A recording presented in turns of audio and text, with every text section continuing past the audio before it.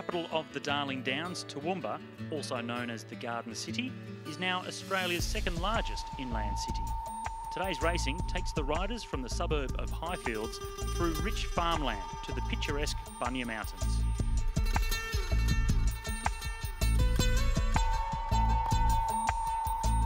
Good morning, I'm Neil Vanderploeg. I'm leading the FKG Tour of Toowoomba.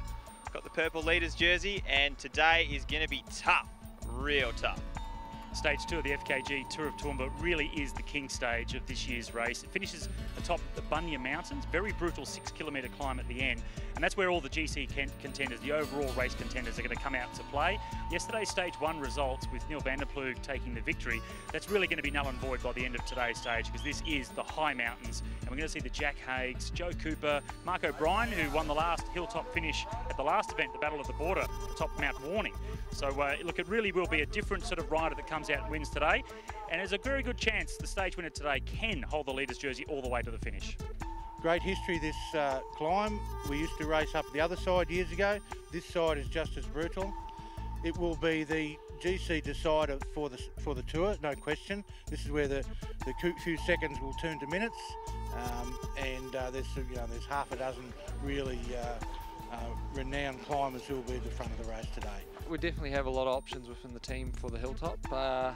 Just sort of got to get through this half the stage first and see who's probably travelling the best, and still trying to cover all those early moves and just make sure we're always in the positive and never on the back foot.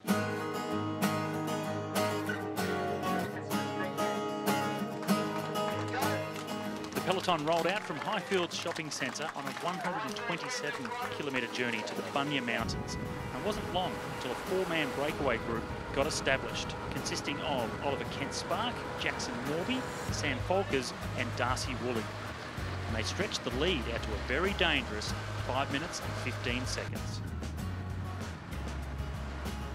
The six-man teams make it really hard to control the bunch, and at the start there was a break of 4 riders got away, and then the peloton was pretty content to let them just sort of ride away, and a bit of a Mexican standoff with us and Budget, who was going to sort of chase it back and who was going to sit on, and it ended up being we did a majority of the work to chase it back. Budget chipped in with Sam Whitmetz. We definitely did it the hard way though, with a bit of head and crosswind, and then kind of at the end the boys weren't really rolling, so I thought I might as well give it one last dig, see if I can secure the most aggressive, and caught just before the climb, so it was certainly a tough day.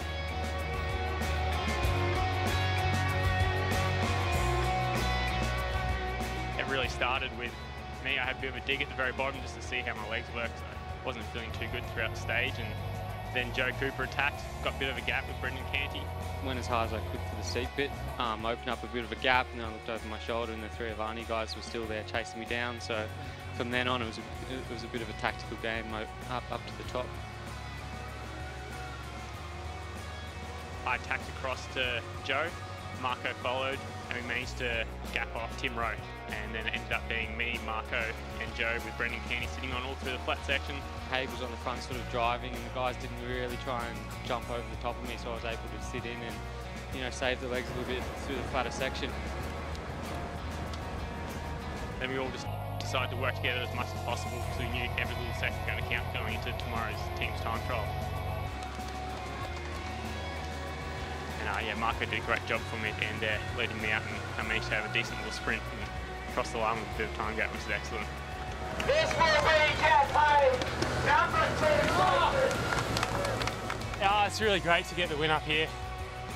It's been a while since I've won an actual stage of a race, so it's good indicators. I'm heading to Korea soon.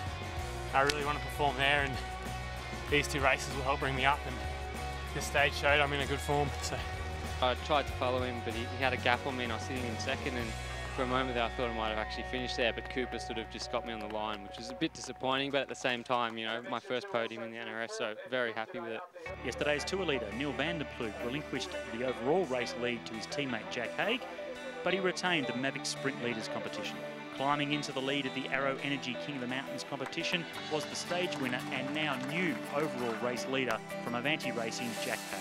Day 3 on the FKG Tour of Toowoomba is going to be a tough one for the riders, starting with a 23-kilometre team time trial in the morning and a 109-kilometre road stage in the afternoon. Toowoomba.